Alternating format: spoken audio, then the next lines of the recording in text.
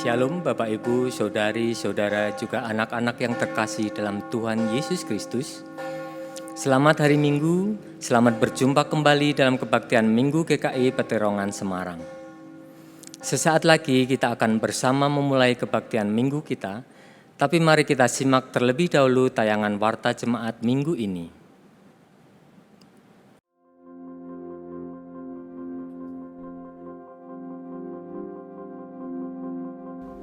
Sesuai dengan keputusan Majelis Jemaat GKI Peterongan Semarang, maka selama bulan Juli, ibadah masih akan kita lakukan di rumah masing-masing.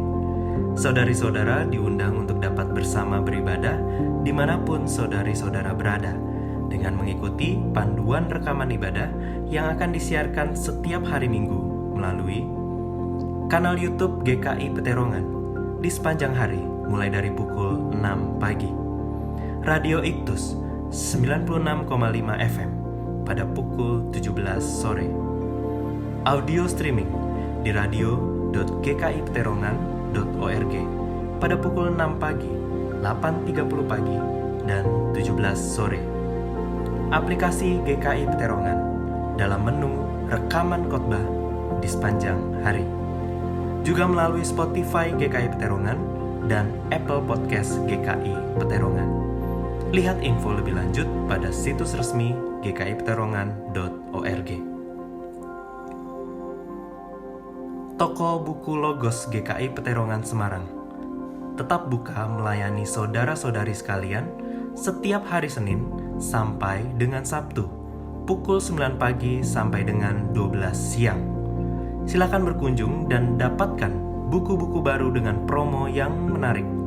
Saudara-saudari juga dapat membeli buku secara online dengan cara melakukan pesanan melalui WhatsApp ke nomor 082 112 649 177. Perpustakaan GKI Peterongan juga tetap buka melayani saudara-saudari setiap hari Sabtu pukul 9 pagi sampai dengan 12 siang. Keterangan lebih lanjut mengenai perpustakaan dan toko buku Logos dapat dilihat di Warta Digital. Kiranya Tuhan memberkati kita sekalian.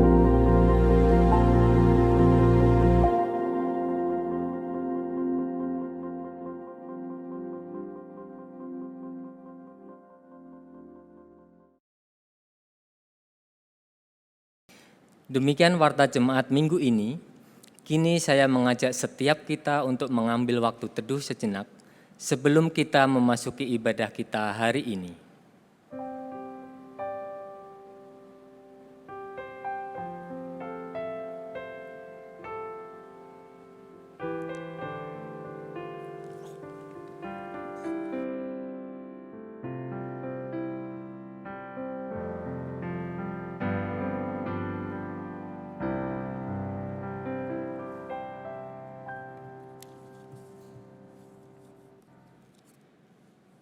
Mari kita memulai ibadah kita hari ini dengan pengakuan bahwa ibadah kita berlangsung di dalam nama Bapa, Anak, dan Roh Kudus.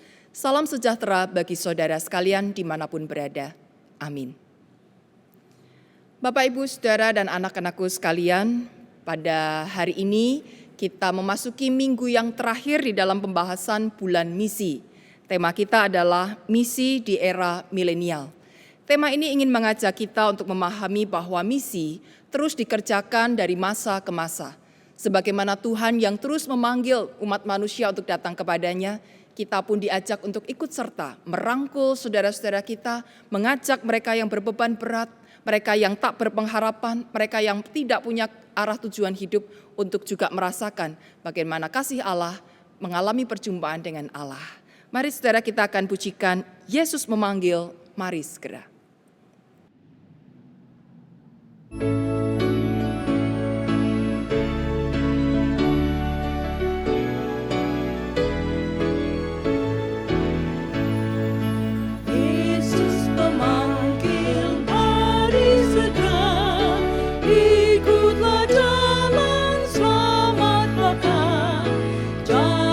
Sesat dengar sabdanya, hai marilah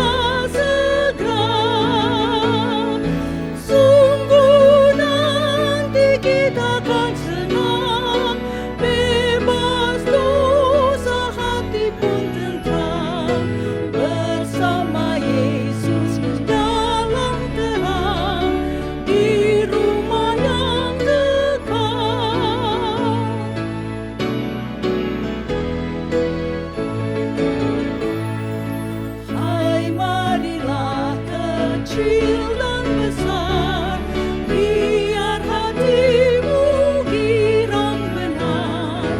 Pilihlah Yesus, jangan gentar, hai mari datanglah. Sungguh nanti kita akan senang, bebas dosa hati pun tentram, bersama Yesus dalam terang, di rumah yang kekal.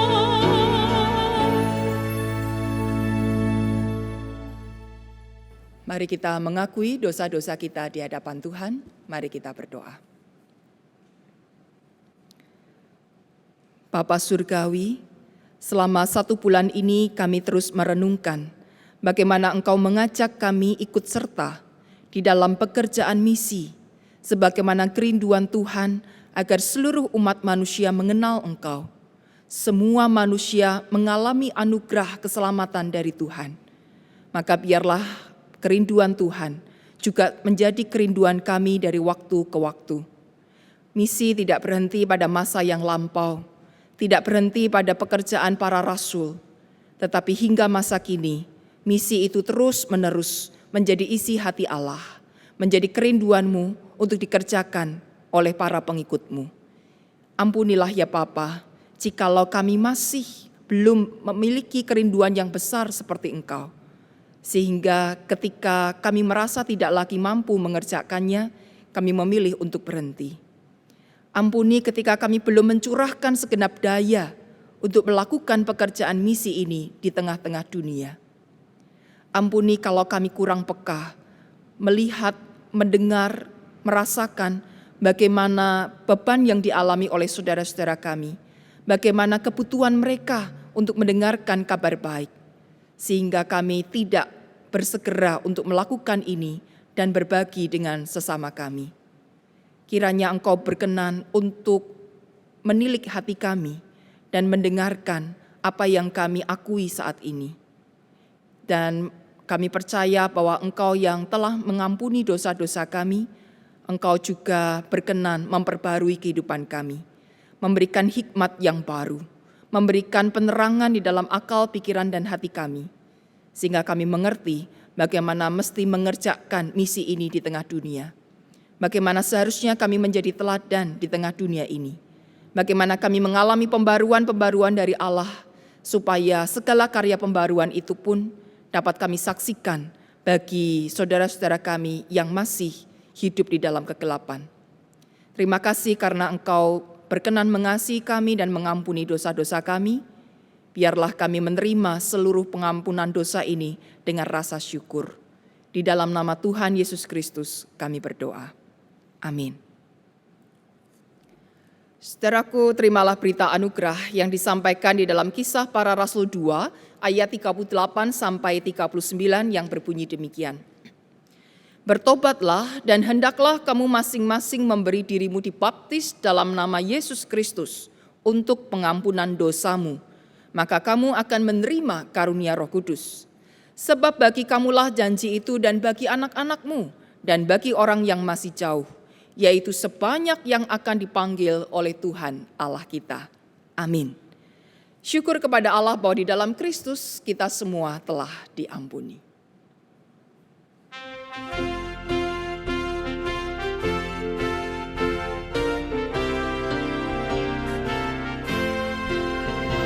Berkumandang suara dari seberang, kirimlah cahayamu. Banyak jiwa dalam dosa mengerang, kirimlah cahayamu.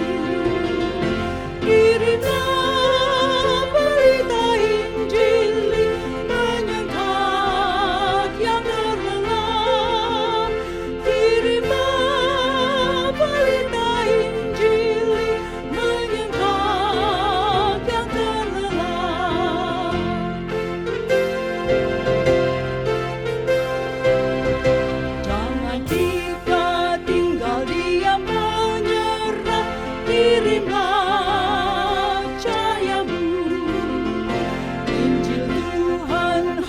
teruslah kita sebar, kirimlah cahayamu, kirimlah pelita Injil menyengkak yang terlelap, kirimlah pelita Injil menyengkak yang terlelap.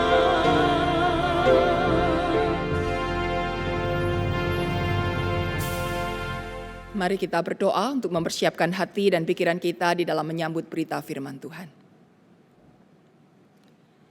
Kuduskanlah kami semua ya Bapa, agar kami sungguh-sungguh dapat mendengarkan sapaan Tuhan melalui firman yang akan Engkau sampaikan. Biarlah kami tidak terganggu dan tidak terhalang oleh apapun, melainkan kami dapat fokus untuk memperhatikan firman Tuhan. Dimanapun kami berada, dengan siapapun kami beribadah, kiranya kami merasakan sapaan Tuhan yang lembut, yang kuat, yang membangun kami. Dan kami tidak menutup diri untuk mengerjakan apa yang Engkau sampaikan kepada kami. Melainkan kami terus termotivasi dan dengan penuh sukacita melakukan apa yang Engkau sampaikan. Terima kasih Engkau berkenan berbicara kepada kami semua. Hanya di dalam nama Tuhan Yesus Kristus kami berdoa. Amin. Bacaan firman Tuhan terambil dari Roma pasal 10 ayat 1 dan 2 dilanjut ayat 9 sampai 18. Roma pasal 10 ayat 1 dan 2 dilanjut ayat 9 sampai 18, demikian firman Tuhan. Saudara-saudara, keinginan hatiku dan doaku kepada Tuhan ialah supaya mereka diselamatkan. Sebab aku dapat memberi kesaksian tentang mereka bahwa mereka sungguh-sungguh giat untuk Allah, tetapi tanpa pengertian yang benar. Ayat 9. Sebab jika kamu mengaku dengan mulutmu bahwa Yesus adalah Tuhan dan percaya dalam hatimu bahwa Allah telah membangkitkan Dia dari antara orang mati, maka kamu akan diselamatkan. Karena dengan hati orang percaya dan dibenarkan, dan dengan mulut orang mengaku dan diselamatkan. Karena kitab suci berkata, barang siapa yang percaya kepada Dia tidak akan dipermalukan. Sebab tidak ada perbedaan antara orang Yahudi dan orang Yunani. Karena Allah yang satu itu adalah Tuhan dari semua orang, kaya bagi semua orang yang berseru kepadanya. Sebab barang siapa yang berseru kepada nama Tuhan akan diselamatkan. Tetapi bagaimana mereka dapat berseru kepadanya jika mereka tidak percaya kepada Dia? Bagaimana mereka dapat percaya kepada Dia jika mereka tidak mendengar tentang Dia? Bagaimana mereka mendengar tentang Dia jika tidak ada yang memberitakannya? Dan bagaimana mereka dapat memberitakannya jika mereka tidak diutus? Seperti ada tertulis, betapa indahnya kedatangan mereka yang membawa kabar baik. Tetapi tidak semua orang telah menerima kabar baik itu. Yesaya sendiri berkata, Tuhan, siapakah yang percaya kepada pemberitaan kami? Jadi, iman timbul dari pendengaran dan pendengaran oleh firman Kristus. Tetapi aku bertanya, adakah mereka tidak mendengarnya? Memang mereka telah mendengarnya. Suara mereka sampai ke seluruh dunia dan perkataan mereka sampai ke ujung bumi. Amin. Demikianlah firman Tuhan.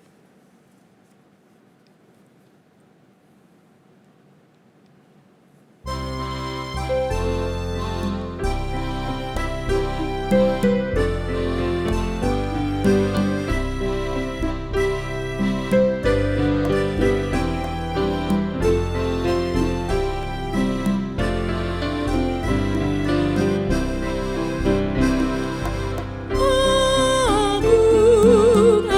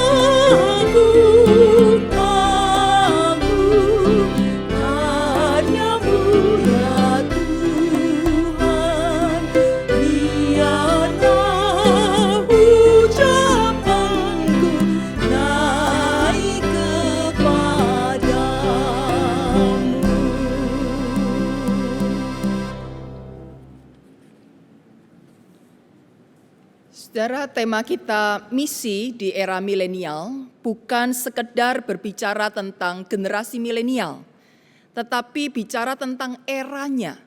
Bahwa di era ini ada berbagai macam kelompok manusia dan kita bicara tentang semua kelompok manusia yang hidup di era ini. Jadi saudara yang termasuk generasi baby boomer, ataupun saudara yang termasuk generasi milenial, atau yang kadang kami bercanda ada generasi baby milenial, saudara. Itu orang-orang yang dari kelompok baby boomer tapi bisa bersikap seperti generasi milenial. Siapapun saudara, kita perlu merasakan dampak dari pekerjaan misi dan kita juga diajak untuk terlibat di dalam karya misi. Nah, mungkin pertanyaannya adalah apakah misi itu masih relevan di era semodern ini? Apakah kita masih perlu sih bicara soal misi? Sedangkan dunia sudah berubah dengan begitu cepat, ada banyak persoalan-persoalan yang mestinya segera diselesaikan dan kita tidak perlu bersusah payah bicara soal misi. Nah, saudara, kita perlu ingat dulu apa sih yang dimaksud dengan misi. Kalau Anda perhatikan khotbah-khotbah dari minggu-minggu yang lalu membahas tentang ini, maka misi berarti mewartakan dan menghadirkan kabar baik kepada semua orang di setiap kondisi. Mewartakan dan menghadirkan kabar baik. Nah, apa isi kabar baiknya, saudara? Di dalam bacaan kita tadi, Roma pasal 10, ada beberapa kabar baik yang bisa kita dapatkan. Ayat 9, saudara. Sebab jika kamu mengaku dengan mulutmu bahwa Yesus adalah Tuhan, dan percaya dalam hatimu bahwa Allah telah membangkitkan Dia dari antara orang mati, maka kamu akan diselamatkan. Berita baik yang pertama adalah soal jalan keselamatan. Bagaimana Allah bersedia hadir di tengah umat manusia untuk menyelamatkan kita semua. Dan tentu ini bukan berita yang asing bagi kita, tapi perlu disampaikan kepada mereka yang belum mendengar. Kabar baik yang kedua ada di ayat 11. Karena kitab suci berkata, barang siapa yang percaya kepada Dia tidak akan dipermalukan. Saudara, siapa orang-orang yang dipermalukan? Mereka yang tidak berdaya, mereka yang sering jadi bulan-bulanan, mereka yang dianggap tidak mampu, kalah, pecundang, mereka yang dianggap tidak bisa apa-apa. Biasanya orang-orang inilah yang sering kali dipermalukan, bahkan tak jarang dilakukan di depan umum.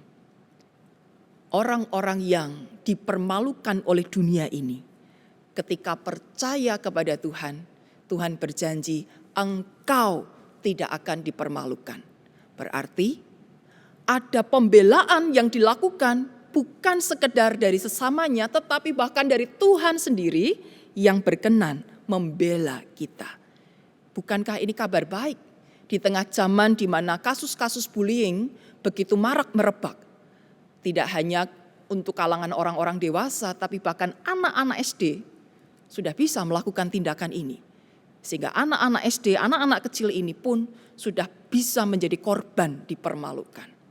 Allah hadir untuk membela supaya mereka ini tidak dipermalukan. Yang berikutnya, saudara, di ayat ke-13 dikatakan, sebab barang siapa yang berseru kepada nama Tuhan akan diselamatkan. Ada pertolongan yang diberikan. Persoalan-persoalan yang terjadi di dalam kehidupan ini perlu jalan keluar, perlu ada pertolongan. Dan seringkali kita tidak bisa mengandalkan ini itu yang nampak di sekitar kita, saudara. Tapi ketika kita berseru memanggil nama Tuhan, Tuhan itulah yang akan memberikan pertolongan kepada kita. Dan yang keempat di ayat ke-12 dikatakan, sebab tidak ada perbedaan antara orang Yahudi dan orang Yunani. Karena Allah yang satu itu adalah Tuhan dari semua orang, kaya bagi semua orang yang berseru kepadanya. Kalau dari tadi kita diajak untuk berseru, untuk percaya kepada Tuhan, maka kalimat ini menegaskan Tuhan yang kita sembah, Tuhan yang kepadanya kita berseru, adalah Tuhan yang kaya. Dan kekayaannya bukan untuk sekelompok orang saja, tetapi kekayaan untuk semua orang. Ada sebuah jaminan, saudara, bahwa ketika kita berseru kepada Tuhan, bahkan kita orang ke-100 sekian, ke-1000 sekian, ke-1.000.000 sekian yang berseru, Tuhan masih tetap sanggup menolong kita karena Dia maha kaya. Pertolongannya tidak akan pernah habis-habisnya. Nah, saudara, 4 kabar baik ini, jalan keselamatan, pembelaan, pertolongan, jaminan, semuanya itu diberikan kepada umat manusia. Nah, apakah kemudian berita-berita baik semacam ini masih diperlukan oleh orang-orang pada era milenial ini? Nah, mari kita lihat dulu, saudara, bagaimana sih kondisi manusia pada era ini. Nah, saudara, sebelum ada penyakit yang merebak, yang menakutkan seperti ini, kita akan melihat bagaimana sih kondisi manusia sebelum masa COVID, saudara. Karena ini ada 2 perbedaan yang cukup besar. Nah, orang-orang yang hidup di era milenial sebelum COVID ini adalah orang-orang yang hidup pada masa serba canggih. Kita bicara tentang teknologi, hal apa-apa yang banyak kali bisa dilakukan oleh manusia. Internet yang serba cepat, alat-alat teknologi yang membuat kita bisa mampu mengerjakan banyak hal dipermudah oleh kecanggihan-kecanggihan tersebut, saudara. Dan orang-orang yang hidup pada masa serba cepat, karena kecanggihan teknologi tadi membuat kita bisa melakukan banyak hal lebih cepat dan sangat cepat. Alat transportasi yang sangat cepat, darat, laut, udara. Hal-hal yang membuat kita bisa menikmati makanan dengan sangat cepat, dan hal-hal lain yang bisa kita akses dengan sangat cepat. Berita-berita yang kita dapatkan atau berita yang mau kita sebarkan, ada banyak hal, saudara, membuat kita ini sangat-sangat cepat. Yang berikutnya serba praktis. Dengan teknologi tadi membuat kita juga mengalami banyak kepraktisan. Anda tinggal di rumah yang sempit, nggak masalah, saudara. Sekarang semua bisa dilipat. Meja lipat, kursi lipat, tempat tidur pun lipat. Nah, lemari juga bisa dilipat, saudara. Ada banyak hal yang bisa. Sepeda juga dilipat, lama-lama mobil juga bisa dilipat mungkin ya. Ada banyak kepraktisan, itu mempermudah kita. Membawa sesuatu tidak perlu ribet karena barangnya begitu besar. Cukup dilipat dan semuanya begitu ramping, kita simpan juga di tempat yang sempit, gak masalah. Hidup yang serba canggih, serba cepat, serba praktis, dan tanpa batas. Anda mau pesan tiket, tidak perlu datang ke counter, Anda pesan saja melalui media online dan Anda bisa mendapatkan itu. Semuanya bisa kita akses tanpa batasan. Anda mau pergi kemana saja, Anda bisa lakukan itu. Anda punya banyak waktu, Anda punya banyak uang, Anda punya banyak kesempatan, dan Anda akan meraih apapun tanpa batasan. Akibatnya, saudara, di dalam kondisi seperti ini, ketika ada sebagian orang sudah mampu melakukannya, kita yang belum bisa, kita tertuntut, kita terdorong untuk bisa juga melakukan itu. Jangan sampai dong saya kalah. Jadi manusia berlomba-lomba untuk mencapai semua serba-serbi yang begitu mengagumkan dan menggiurkan itu. Lalu bagaimana kehidupan kita sekarang, saudara, ketika COVID merebak di dunia? Apa yang tadi terlihat serba canggih, sekarang kita melihat banyak masalah. Orang-orang yang bermasalah dengan kesehatannya, dengan pekerjaannya, dengan keluarganya. Teknologi itu ya masih ada, tapi ternyata tidak menjawab semua persoalan. Kita terus-menerus dikungkung oleh masalah-masalah dan saat ini kita begitu repot menyelesaikan masalah-masalah itu. Kalau era milenial terkenal dengan serba cepatnya, sekarang kita justru banyak penundaan. Sekolah tertunda, pekerjaan tertunda, bisnis tertunda, perjalanan-perjalanan kita tertunda. Banyak sekarang alat transportasi yang masih belum beroperasi dan kita jadi tidak bisa kemana-mana. Urusan-urusan kita begitu banyak tertunda. KKN tertunda, praktek lapangan tertunda, koas tertunda, skripsi mungkin juga tertunda. Bahkan anak-anak yang sudah lulus dan mau cari pekerjaan itu pun tertunda. Ada banyak hal tertunda. Kita tidak lagi bisa cepat. Target-target kita tahun sekian selesai, tahun ini melakukan ini, tahun depan melakukan itu. Maaf saja semua akhirnya harus berhenti dan tertunda. Kalau sebelumnya kita hidup serba praktis, sekarang banyak aturan, saudara. Keluar rumah harus pakai masker. Habis sentuh ini, sentuh itu, pakai hand sanitizer. Kita harus jaga jarak, jangan berdekatan dengan orang lain. Kita takut tertular, semuanya diatur. Bahkan kalau nanti misalnya gereja pun mengadakan ibadah di dalam gedung ibadah, kita juga punya segudang aturan yang harus dituruti. Supaya kita tidak tertular oleh virus itu. Kalau Anda mau tertular, silahkan hidup sembrono. Tapi kalau tidak mau tertular, ikutilah aturan-aturan ini yang sedemikian ribetnya. Dan ketika manusia dulu hidup tanpa batas, sekarang justru banyak batasan. Jangan pergi ke tempat ini, jangan pergi ke tempat itu, bekerja dari rumah, sekolah dari rumah. Bahkan ingin berwisata saja tidak bisa.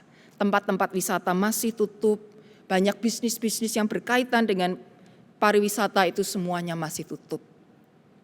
Kita menjadi makhluk yang serba terbatas. Tuntutan kita sekarang bukan meraih segala-galanya yang ada, tapi tuntutan kita adalah bagaimana menjaga diri supaya tidak tertular oleh penyakit COVID-19, supaya kita tetap sehat, dan kalaupun berjuang sekedar untuk mendapatkan sesuap nasi. Sekedar kebutuhan pokok kita ini terpenuhi. Sekedar supaya anak, istri, suami tidak sampai kelaparan. Jangankan bicara soal beli baju baru. Jangankan berpikir mau berwisata kemana. Untuk makan hari ini, besok, minggu depan, kita masih bersusah payah memikirkannya. Mana yang lebih enak, saudara? Hidup di masa sebelum COVID atau sesudah COVID? Pasti kita bilang enak sebelumnya ya. Tapi sadarkah kita bahwa dua kondisi ini sama-sama membuat kita lelah. Lelah untuk mengejar sesuatu atau lelah untuk mempertahankan sesuatu. Kita sama-sama mengalami kelelahan. Kita sama-sama butuh pertolongan. Kalau begitu, saudara, apakah kabar baik dari Allah masih dibutuhkan di era milenial ini? Mestinya kita sepakat, ya, masih dibutuhkan. Kita masih membutuhkan kabar bahwa ada keselamatan, ada pertolongan, ada jaminan, ada pembebasan. Kita masih membutuhkan berita-berita itu, saudara. Seluruh umat manusia di muka bumi ini masih membutuhkan berita itu. Tapi persoalannya, apakah berita ini sudah sampai kepada semua orang? Apakah semua orang sekarang sedang berseru kepada Tuhan? Apakah semua orang sekarang sedang menaruh harapannya kepada Tuhan? Apakah sekarang semua orang itu masih hidup dalam pengharapan? Atau justru putus asa dan betul-betul mengalami kelelahan, tak berdaya? Roma pasal 10 ayat 14 mengingatkan, tetapi bagaimana mereka dapat berseru kepadanya jika mereka tidak percaya kepada Dia? Bagaimana mereka dapat percaya kepada Dia jika mereka tidak mendengar tentang Dia? Bagaimana mereka mendengar tentang Dia jika tidak ada yang memberitakannya? Ada orang-orang yang belum percaya, belum berseru kepada Tuhan karena mereka belum mendengar apa-apa tentang Tuhan. Atau mereka mendengar tapi dalam versi yang salah. Mereka mendengar tapi belum mengerti. Ada banyak orang yang belum bisa hidup dalam Tuhan, saudara, karena berita itu belum sungguh-sungguh mereka terima. Dengan demikian, pekerjaan misi masih harus dikerjakan bahkan di era yang semodern ini. Supaya makin banyak orang dan bahkan semua orang mendengarkan kabar baik. Menyampaikan kabar baik inilah yang disebut dengan pekerjaan misi. Nah, bagaimana caranya, saudara, kita mengerjakan pekerjaan misi di era milenial ini? Tentu kita harus bicara sesuatu yang relevan. Kalau memang era ini adalah era yang modern, era globalisasi, era yang penuh dengan kecanggihan, sekalipun COVID itu datang, tapi tidak mengubah apapun dari era ini, era yang kental dengan kecanggihan, serba cepatnya, kepraktisannya, kreativitasnya. Mari kita gunakan cara-cara itu untuk mengerjakan pekerjaan misi ini, saudara. Ada beberapa hal yang kita bisa lakukan, misalnya Anda nanti bisa olah sendiri, saudara. Tapi saya berikan beberapa contoh. Yang pertama, gunakanlah teknologi yang ada pada saat ini, yang kebanyakan orang juga pakai, saudara, untuk bisnis mereka ataupun untuk mencari penghasilan mereka. Gunakan teknologi itu juga untuk menyampaikan kabar baik ini. Anda yang suka membuat konten-konten di YouTube atau istilahnya YouTuber, saudara. Nah, bagaimana kita membuat konten-konten yang bernilai Kristiani, yang kreatif, yang menghibur, yang menarik, tetapi isinya adalah soal kabar baik ini. Apa video di YouTube yang sedang populer saat ini, saudara? Kalau Anda perhatikan ya dari jumlah viewersnya, yang banyak itu adalah konten tentang mukbang. Tahu enggak saudara mukbang? Makan besar itu loh. Makan dalam jumlah yang banyak dan satu orang makan sebanyak itu bisa. Apa menariknya saudara nonton ini? Kalau Anda punya duit, tapi Anda sakit, terus nonton seperti ini, Anda pengen makan segitu banyak, bisa enggak? Anda sehat, tapi enggak punya duit, dan Anda ngiler saudara melihat orang makan segitu banyak, bisa apa? Tayangan ini menurut saya, maaf, tidak terlalu bermanfaat. Tapi yang nonton luar biasa banyak. Bisakah kita ganti konten ini, saudara? Daripada kita makan sebesar itu sendirian, kenapa tidak kita bagikan makanan itu kepada orang-orang yang kelaparan? Itu kalau dihitung ya, satu porsi mukbang itu bisa dibagikan ke 10 orang, saudara. Kenapa kita mesti menikmati semuanya itu sendiri, seolah-olah kita orang paling kaya di dunia ini, sementara di luar sana ada banyak orang kelaparan. Bisakah kita buat mukbang itu menjadi sesuatu yang indah untuk dinikmati banyak orang. Bukan cuma saya yang kenyang, tapi banyak orang juga mengalami kekenyangan itu. Kalau sekarang banyak selebriti membuat tayangan tentang kehidupan pribadinya, kegiatannya sehari-hari, ya. Anda juga bisa buat loh, saudara. Tapi bagaimana tayangan itu tidak sekedar mempopulerkan diri. Waduh, saya di bagian rumah ini ada ininya, bagian rumah itu ada ininya, gitu ya. Saya berkegiatan, bermain ini dan itu, seolah hidup tuh nggak pernah kerja, saudara, isinya dolan terus ya. Coba Anda buat sebuah konten tentang kegiatan sehari-hari. Bagaimana menyelesaikan permasalahan. Bagaimana menyikapi ketika kita menghadapi ini dan itu. Bagaimana bertutur kata antara suami dan istri, antara orang tua dan anak. Apa yang menjadi problem masa kini? Angkatlah itu menjadi sebuah tayangan reality show. Tapi bukan hanya mengangkat masalahnya, angkat pula bagaimana penyelesaiannya. Video-video semacam itu akan membawa dampak yang positif. Anda para gamer, suka main game ya. Main game tidak dosa, saudara. Tapi bagaimana ketika Anda bisa menciptakan sebuah game yang baru, yang membawa pekabaran Injil, yang menyampaikan kabar baik ini. Bagaimana membuat sebuah konten yang tidak hanya berisi orang yang bertengkar, orang yang berkelahi, bunuh-bunuhan, dan setelah itu dapat angka yang besar, setelah itu dapat duit yang banyak, setelah itu mendapatkan kemenangan, kepuasan, saya menang. Bagaimana kita menciptakan sebuah permainan yang mengajak kita, kemenangan bukan soal mengalahkan, tapi kemenangan soal merangkul, soal bekerja sama, soal berbagi, soal menghadirkan damai, soal mengangkat derajat orang lain, soal menolong orang lain, dan banyak berita-berita baik lainnya yang bisa kita masukkan di dalam permainan itu. Baik itu permainan lewat layar, maupun permainan-permainan papan yang kita bisa kerjakan secara offline. Bapak Ibu Saudara, ketika kita mau berpikir kreatif, maka teknologi-teknologi yang ada itu bisa menjadi sarana kita menyampaikan kabar baik. Media sosial yang mungkin kita tidak bisa membuat sebuah video ya, tapi kita bisa menulis. Masukkan tulisan-tulisan kita di media sosial untuk menyampaikan apa yang Tuhan ingin sampaikan. Bagaimana kita memperjuangkan kebenaran dan keadilan. Kita tahu ada persoalan apa di sebuah daerah, angkat itu di dalam tulisan kita, saudara. Provokasi dalam tanda kutipnya. Provokasi orang-orang untuk melihat bahwa di luar sana masih ada banyak orang-orang yang jadi korban. Di luar sana masih banyak orang yang membutuhkan pertolongan. Dan bagaimana kita terdorong untuk hadir bagi saudara-saudara kita ini. Terdorong untuk berbagi kasih dengan mereka yang membutuhkan. Singkat kata saudara, jadilah YouTuber, jadilah gamer, jadilah netizen yang bermisi. Jadilah orang-orang yang hidup di dunia maya, yang hidup di dunia virtual, tapi untuk menyampaikan misi Allah. Memang kita hidup di zaman virtual, saudara. Kita nggak bisa buang HP kita. Kita nggak bisa mengatakan teknologi ini berdosa. Tidak. Tuhan siapkan, Tuhan sediakan segala teknologi itu untuk kita pakai juga dalam melakukan pekerjaan-pekerjaan misi.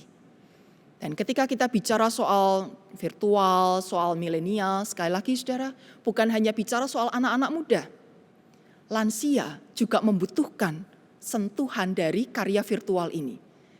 Kalau kita bayangkan saudara, kalau beberapa gereja ya sudah mulai mempersiapkan untuk ibadah lagi di gedung gereja. Tapi ada aturan, yang boleh ibadah di gedung gereja adalah orang-orang di bawah 60 tahun. Di atas 15 tahun. Jadi anak-anak dan lansia tidak boleh. Maka yang terbayang adalah yang berkumpul di gedung gereja adalah anak-anak muda. Yang nonton YouTube di rumah adalah lansia. Yang dulu kita bilang lansia itu gaptek, nggak ngerti teknologi ya. Tapi mulai sekarang dan sampai COVID ini pergi, lansia harus berdamai dengan teknologi. Lansia harus bisa menggunakan teknologi itu supaya dia bisa tetap mendapatkan firman Tuhan dan konten-konten lainnya. Maka buatlah konten juga untuk lansia, saudara. Jangan hanya untuk anak-anak, jangan untuk kaum muda saja ya. Kalau perlu Anda tinggal bersama dengan opa, oma, kakek, nenek, libatkan mereka. Syuting mereka ya saudara. Kegiatan mereka, opa, oma yang sudah lanjut usia tapi masih hidup dalam kasih. Mereka yang ngobrol dengan santun. Mereka yang mendidik anak cucunya dengan baik. Tampilkan itu. Supaya opa, oma di luar sana yang belum hidup dengan damai. Yang masih banyak gejolaknya.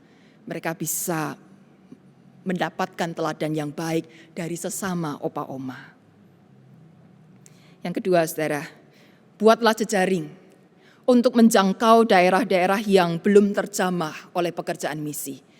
Ketika bicara soal daerah yang belum terjamah, kita bicara sesuatu yang jauh, yang sulit mungkin, dan kita tidak bisa lakukan itu sendiri. Kita perlu bekerja sama, berkolaborasi, berjejaring, supaya makin banyak orang yang dapat terjangkau. Nah saudara, daerah yang belum terjamah oleh misi bukan berarti yang sama sekali belum pernah mendengarkan tentang kabar baik. Bisa jadi daerah itu sudah mendengarkan kabar ini, tapi belum sungguh-sungguh mengerti. Firman Tuhan belum meresap kuat di dalam hati orang-orang ini, sehingga mereka masih hidup di dalam kungkungan atau belenggu budaya. Di dalam Roma 10 ayat 2, Paulus mengatakan sebab oleh karena mereka tidak mengenal kebenaran Allah, dan oleh karena mereka berusaha untuk mendirikan kebenaran mereka sendiri, maka mereka tidak takluk kepada kebenaran Allah. Jadi sudah dengar nih firman Tuhan, tapi mereka masih hidup dalam kebenarannya sendiri. Sehingga akhirnya budaya-budaya yang kasar, budaya yang melecehkan, budaya yang mendiskriminasi, itu masih saja terjadi. Dan kita perlu hadir di sana untuk menolong mereka terbuka dan membawa perubahan-perubahan di sana. Anda bisa masuk melalui pendidikan, pelayanan kesehatan, berdagang, atau mungkin mendirikan sebuah LSM untuk memperjuangkan apa yang masih keliru di sana. Dan yang ketiga, saudara, kalau mungkin kita nggak paham dengan teknologi, kita tidak lagi bisa bepergian jauh. Kalau Anda masih punya cadangan dana, gunakanlah dana itu untuk mendukung pekerjaan-pekerjaan misi. Bagaimanapun ada orang-orang yang perlu diutus untuk secara khusus melakukan pekerjaan yang khusus pula. Dan mereka butuh didukung secara dana. Roma 10 ayat 15. Dan bagaimana mereka dapat memberitakannya jika mereka tidak diutus? Kenapa sedikit sekali utusan-utusan misi? Karena semua orang masih memikirkan soal perutnya. Kalau saya pergi ke sana tanpa biaya, bagaimana saya bisa hidup? Biarkan mereka yang punya tenaga, mereka yang punya kemampuan untuk misi di daerah-daerah yang jauh, mereka melakukan itu. Dan kita yang punya dana tapi tidak bisa pergi, kita kirimkan dana itu untuk mendukung pekerjaan-pekerjaan misi. Misi butuh didukung, bukan saja hanya dana, tapi juga doa. Kalau kemampuan kita tidak punya, dana juga belum ada, Anda bisa berdoa? Semua orang bisa berdoa. Dan doa ini menjadi faktor yang sangat penting untuk mendukung pekerjaan-pekerjaan misi. Sehingga misi yang seolah-olah susah, rasanya hampir mustahil, semuanya tetap dapat dikerjakan dengan luar biasa. Karena semua orang yang sudah mendengar berita baik ini mau mendukung di dalam doa, mau bersehati, bersepakat berdoa supaya seluruh pekerjaan misi di muka bumi ini dapat terlaksana dengan baik. Nah, saudara, era milenial adalah era keterbukaan, era tanpa batas. Anda bisa mengerjakan apapun di era ini, manfaatkan itu. Firman Tuhan sudah mengatakan kepada kita di dalam ayat 18, suara mereka sampai ke seluruh dunia dan perkataan mereka sampai ke ujung bumi. Suara mereka terdengar seluruh dunia, perkataan sampai ke ujung bumi. Dan bukankah itu yang dilakukan melalui teknologi yang berkembang saat ini? Anda mau memberitakan apa saja, semuanya bisa sampai ke seluruh dunia. Anda di Semarang, yang mendengar bukan hanya orang Semarang, orang Jakarta, orang di Papua, orang di Eropa, orang di Amerika. Anda di Jakarta, yang dengar bukan hanya untuk orang Jakarta, seluruh bumi ini bisa mendengarkannya. Maka yang perlu kita miliki adalah kerinduan, seperti kerinduan Paulus. Saudara-saudara, keinginan hatiku dan doaku kepada Tuhan ialah supaya mereka diselamatkan. Ketika kita punya kerinduan ini, maka kita akan terdorong untuk melakukan pekerjaan misi di seluruh bagian kehidupan kita. Kiranya Tuhan menolong kita semua, menolong gereja Tuhan, menolong lembaga-lembaga misi, menolong siapapun yang rindu melakukannya supaya berhasil. Amin.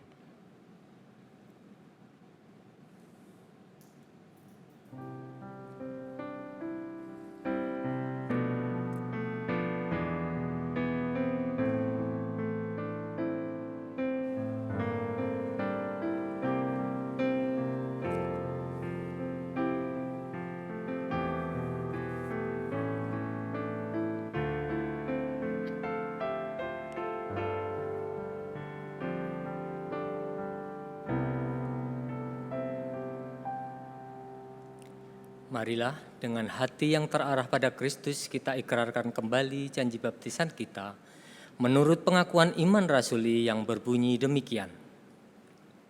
Aku percaya kepada Allah Bapa yang Maha Kuasa, Khalik langit dan bumi, dan kepada Yesus Kristus anak yang tunggal Tuhan kita, yang dikandung daripada Roh Kudus, lahir dari anak darah Maria, yang menderita sengsara di bawah pemerintahan Pontius Pilatus, disalibkan, mati dan dikuburkan, turun ke dalam kerajaan maut, pada hari yang ketiga bangkit pula dari antara orang mati, naik ke surga, duduk di sebelah kanan Allah, Bapa yang Maha Kuasa, dan dari sana ia akan datang untuk menghakimi orang yang hidup dan yang mati. Aku percaya kepada Roh Kudus, gereja yang kudus dan persekutuan orang kudus, pengampunan dosa, kebangkitan orang mati, dan hidup yang kekal. Amin.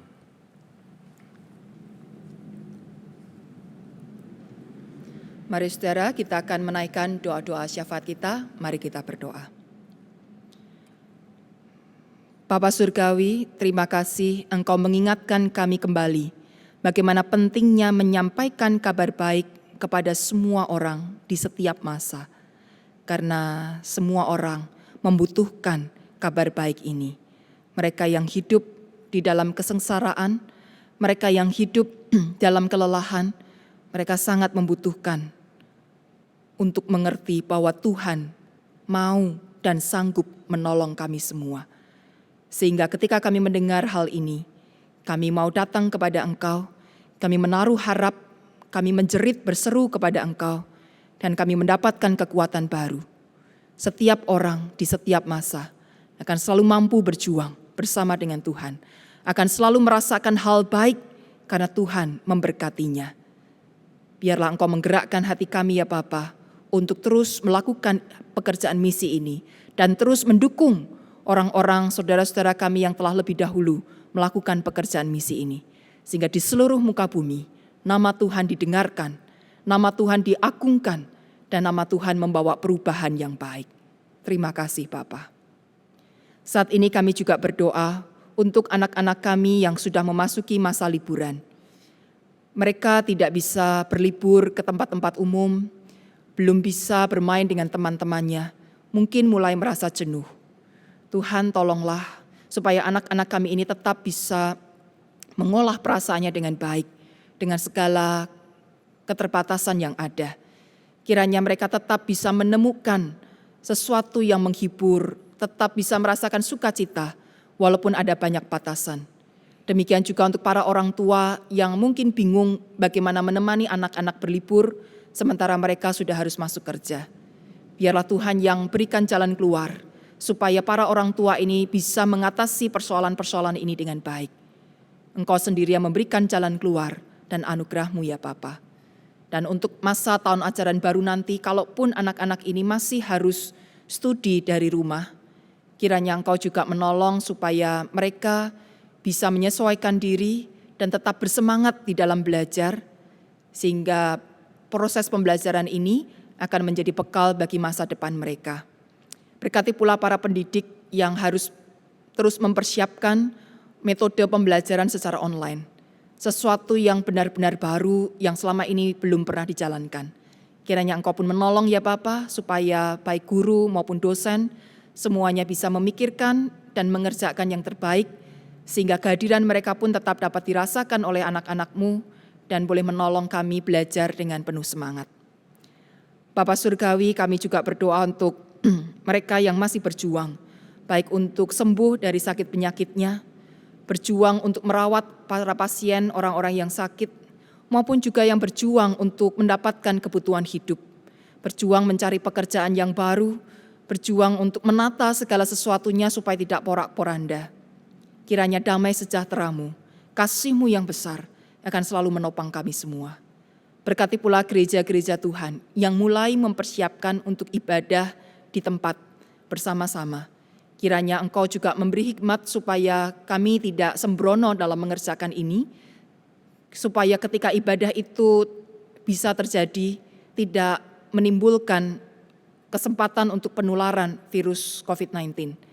Tuhan yang menolong supaya umat Tuhan juga bersabar, tidak perlu buru-buru beribadah di gedung gereja, tapi boleh menanti sampai seluruh situasi menjadi aman, dan kami bisa beribadah dengan perasaan yang nyaman. Terima kasih Bapa, Engkau boleh mendengar seru doa kami ini. Kami naikkan semuanya di dalam nama Tuhan Yesus Kristus yang berkenan mengajar kami berdoa. Bapa kami yang di surga, dikuduskanlah nama-Mu. Datanglah kerajaan-Mu, jadilah kehendak-Mu di bumi seperti di surga. Berikanlah kami pada hari ini makanan kami yang secukupnya. Dan ampunilah kami akan kesalahan kami, seperti kami juga mengampuni orang yang bersalah kepada kami. Dan janganlah membawa kami ke dalam pencobaan, tapi lepaskanlah kami dari yang jahat. Karena Engkaulah yang mempunyai kerajaan dan kuasa dan kemuliaan sampai selama-lamanya. Amin.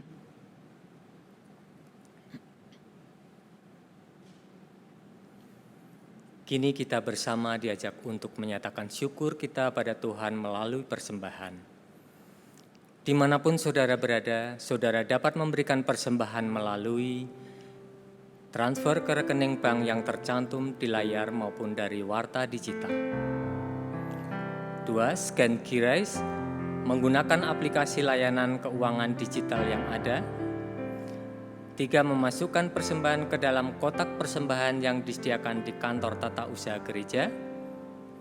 Sebagai pengingat bagi kita semua, saya akan bacakan nats yang saya ambil dari Amsal 11 ayat 24-25 demikian.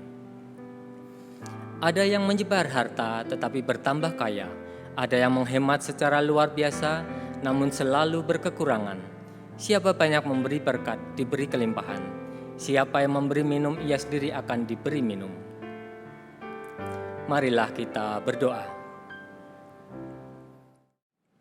Tuhan Yesus yang maha baik dan maha mulia, terima kasih karena Tuhan telah melimpahkan berkat ke dalam kehidupan kami. Pada saat ini Tuhan, kami ingin mengumpulkan persembahan sebagai ungkapan syukur kami.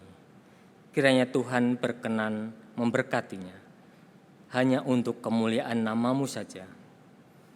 Tuhan, di dalam nama Putra yang tunggal Tuhan kami Yesus Kristus, kami berdoa dan mengucap syukur. Amin.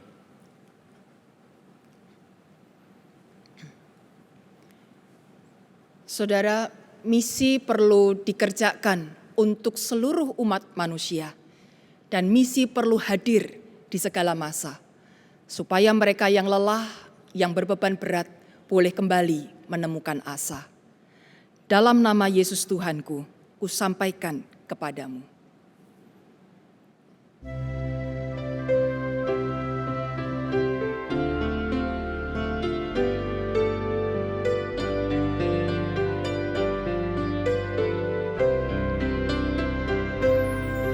Dalam nama Yesus Tuhanku, sudah diampuni dosaku. Ku sampaikan ini padamu, belas kasih-Nya bagimu.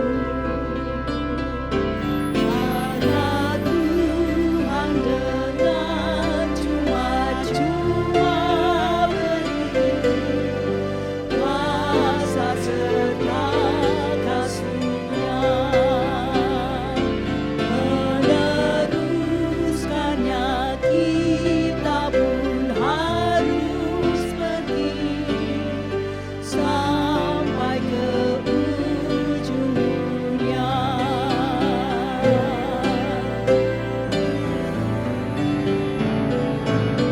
Forgive my sin in Jesus' name. I've been born again in Jesus' name, and in Jesus' name I come to you to share His love as He taught me to. He said, freely, freely you have received, freely, freely give. Go in my name, and because you believe, others will know that I live.